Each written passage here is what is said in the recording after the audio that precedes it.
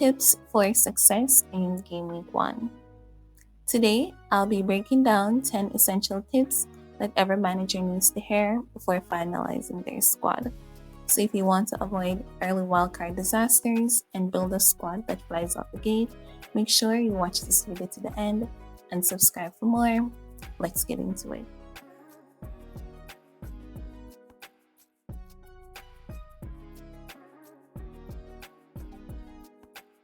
Tip number 1. Start with nailed starters and avoid rotation risk. One of the worst feelings for FPL managers is opening up the Game Week 1 team sheet and seeing your points on your bench, or worse, not even in your squad. Game Week 1 is not the time to gamble on maybe starters or players who are new to their teams. You need 11 guaranteed starters.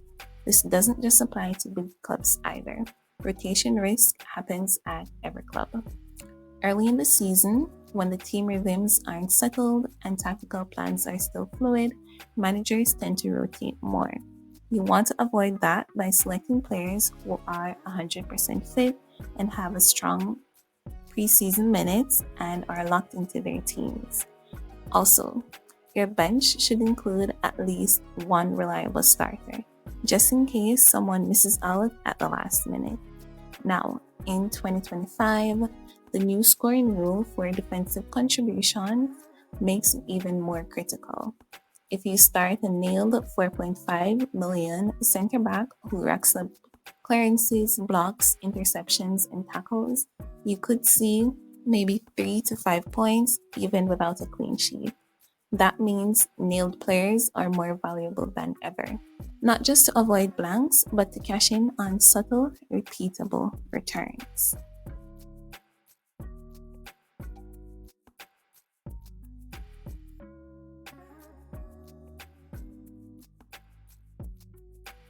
Tip number 2, don't overload on new signings or promoted players. There's often a lot of hype around new signings, especially attacking ones from abroad, but history tells us to be cautious. We have seen in recent years where highly anticipated debutants failed to hit the ground running. There is a bedding-in period for most players, even if they're world-class.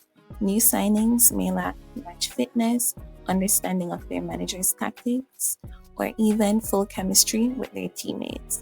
Similarly, promoted clubs often start slow, especially away from home, so their players are best used as value fillers rather than core starters. Don't chase every new toy. Use Game Week 1 to scout these players instead. If they show form, you can jump to them with a transfer in Game Week 2 or Game Week 3.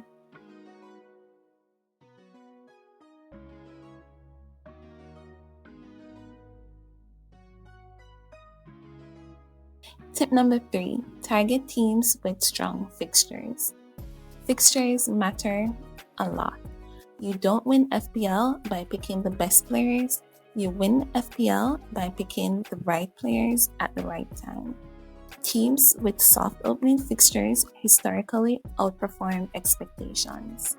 Arsenal in 2022, for instance, had an easy start and racked up wins and clean sheets.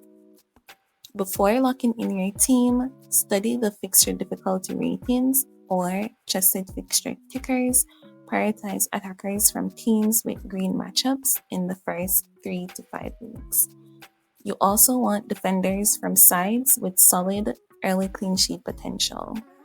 Clean sheets now offer bonus potential through defensive contributions.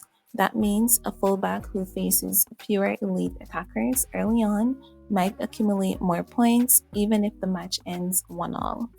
Targeting fixtures isn't just about goals anymore, it's about maximizing bonus points through manageable opponents.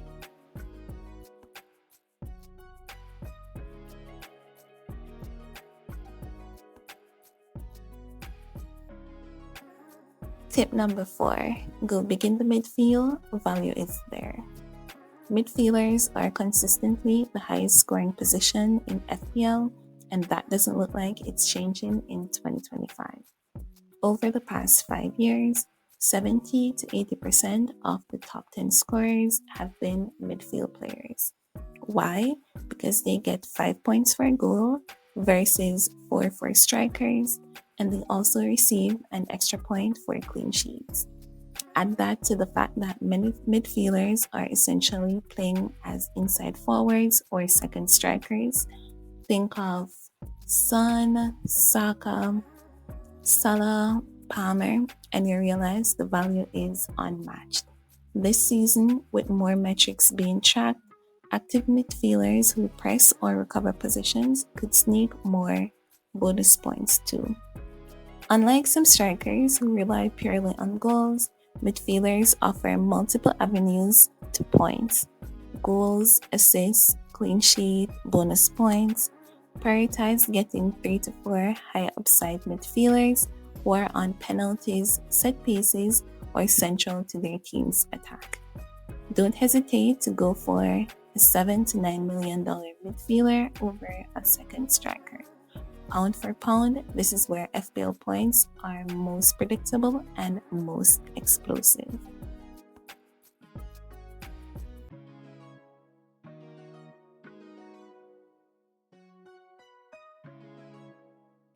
Tip number 5, don't bench points. Start your budget gems. Every year, Game Week 1 ends with 1 to 2 bench players racking up 8 to 10 points. If you have a good feeling about a cheap attacker or a defender with a strong preseason and fixtures, start them. In 2023, Mbeumo was on many benches despite being on penalties and in form. Managers overthought it and missed out. Cheap attackers who play 90 minutes and have good fixtures should not be on your bench. With the added defensive contribution points this season, these active players could see even more value. Trust your gut and reward form over price. Remember, price doesn't score points, performances do.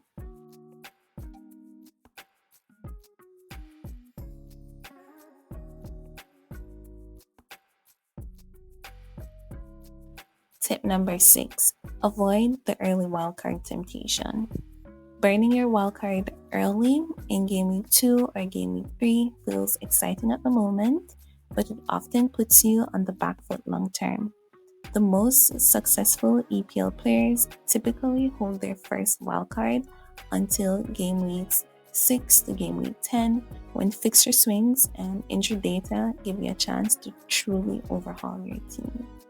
If you wildcard early, you may not yet know who the real breakout players are. Use your initial squad to be flexible with at least one transfer ready spot in each line, so your defense, your midfield, your attack. Avoid loading up on short-term punts that force a wildcard when they flop. Your team is more stable if it has a good structure, so build with patience in mind, let other managers panic, and you stay the course.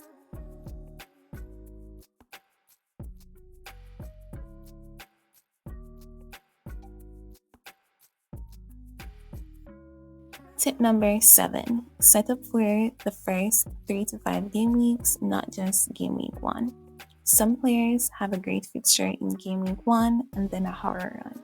Those are traps, don't fall for them.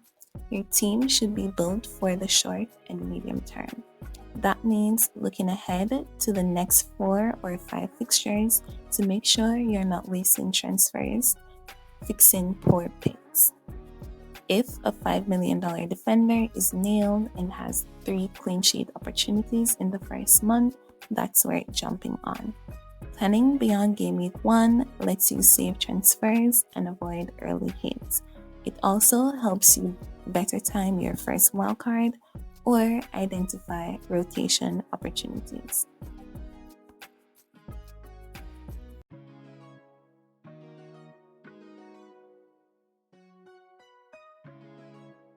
Tip number 8, check team news right before the deadline. This seems obvious, but it's one of the most common mistakes. Many FPL managers lock in their teams 24 hours before the deadline and miss out on crucial news, injury updates, training absences, or leaks about surprise lineups. Especially in Game Week 1, when many teams haven't yet had a full preseason, late information can be vital. Manage your team news accounts, listen to manager press conferences, and log in at least 30 to 60 minutes before the deadline to adjust if needed. Some leagues, even unofficial ones, have proven accurate in the past. Imagine avoiding a bench player because you saw a lineup tweet 15 minutes before the deadline. That's the edge some serious managers take. And again, with this year's rules rewarding subtle actions, we want active, involved players. That means staying sharp until the last second.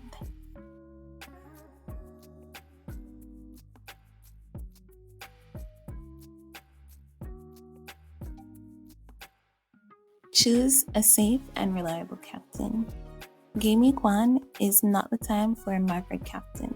The risk-reward ratio doesn't justify it.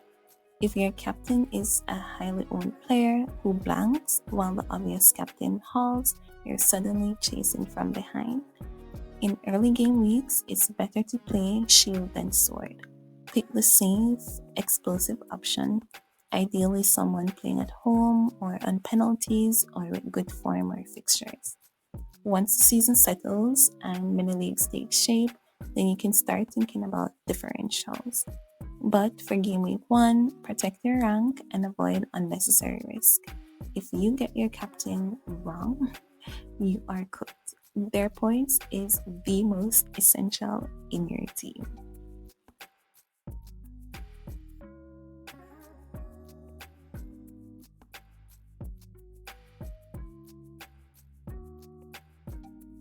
Tip number 10, don't react badly if you had a poor game week.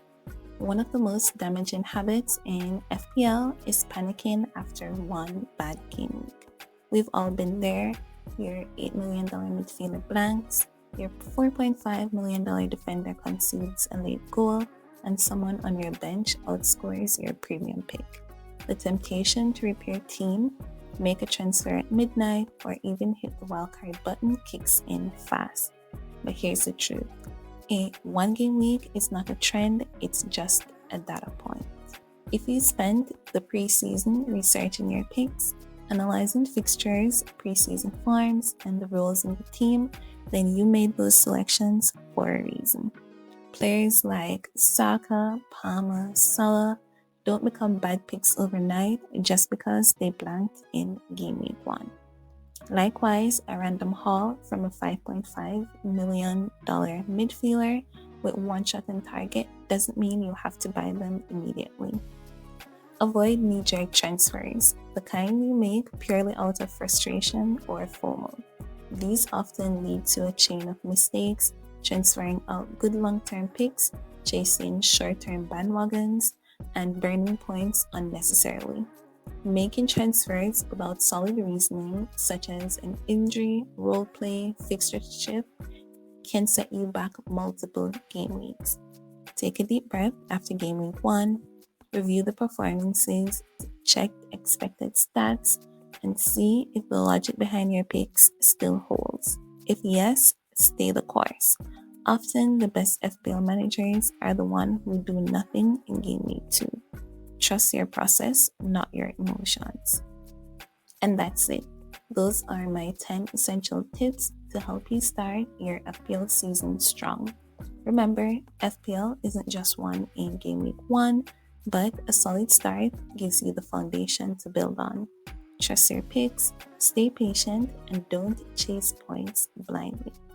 If you found this helpful, make sure to give this video a like, subscribe for weekly FPL content, and share your tips in the comments. I would love to hear them. Good luck in game week 1, and I'll see you next time.